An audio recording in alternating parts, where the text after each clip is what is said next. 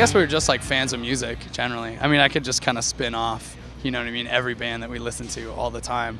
But yeah, I think it's just that like for us, like we just want to play music that we're really psyched on. And the fact that we're really psyched on so much different kinds of music. Or some days we're just like, you know what, like we should write a His Hero's Gone, like total D-beat song. And then we have Pray for Darkness. And it's kind of where we are at. And like our only real rule is like my dudes just being like, no breakdowns, no breakdowns. And I'm like, okay, but what about like stoner breakdowns? Or like when Led Zeppelin breaks it down, they're like, okay, that kind of breakdowns, but no hardcore breakdowns.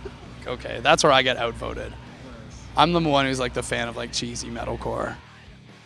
A lot of like, yeah, the heavier kind of like metal bros who are into like more like the Pantera and like the Ozfest kind of like that whole vibe, I find we go over like really, really well. They're the ones who like know our influences right away on the heavier kind of things. Yeah. Or it's like kids who roll up to these shows and they're wearing Slipknot shirts. I'm just like, oh, what's up? You're gonna like my band. And then they come afterwards and they're, oh, you guys are awesome. So like, yeah, bros in Slipknot shirts definitely get our band. I mean, we've obviously been touring Canada since like 2005 when we started.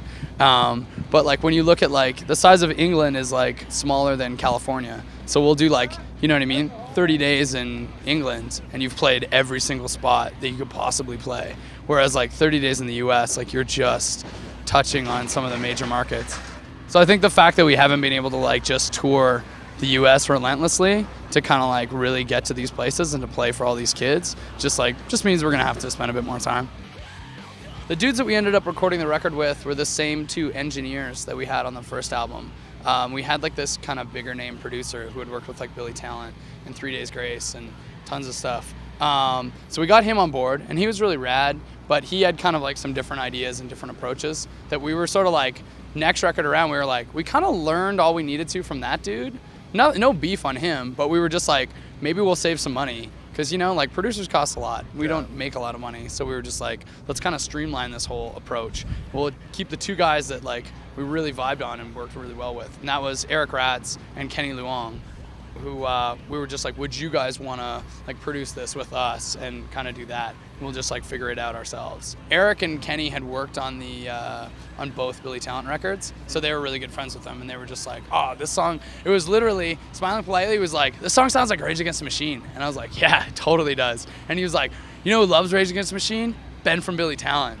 We should get him to sing on this song. And I was just like, called him up, hey, do you want to come in? Was there the next day. So like Billy from Silverstein lived up the street and he was like killing time. So I was like, dude, do you want to come and like just play bass or like just come and hang out? And so he was just like, you know, riffing on like Bastards while Alexis on Fire was in town, and they were just like our best friends. So we were just like, dudes, you got to come and hear this. And so it'd be like, they heard like Hail Destroyer, which is like one of the first songs we had written. And they were just like, that's awesome. That's what your records would sound like. And we were just like, yeah, that one's really heavy. And they're like, yeah, you should just like make a heavy record. We're like, yeah, we should.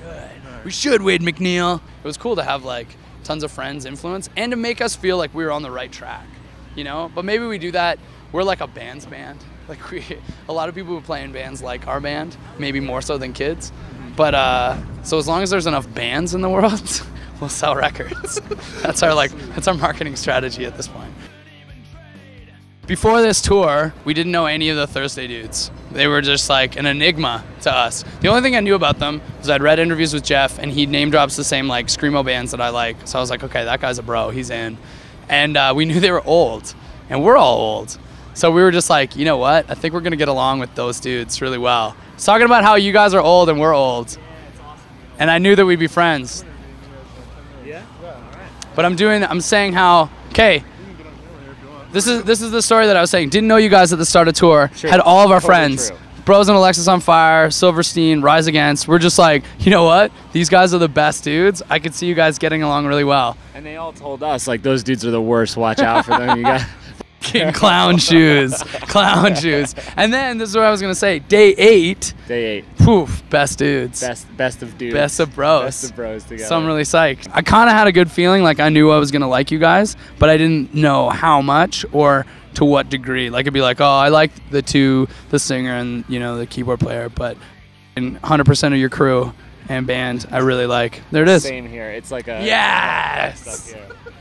I just really awkwardly put you on the spot. Even if you didn't think that, you were just like, yeah, Cancer Bats, you guys, all of you are great. You guys are the best. Seriously, I love you so much. It's on camera now. Everyone has to believe me. Thanks, Jeff. So yeah, Jeff. So my homie. No big deal, you know?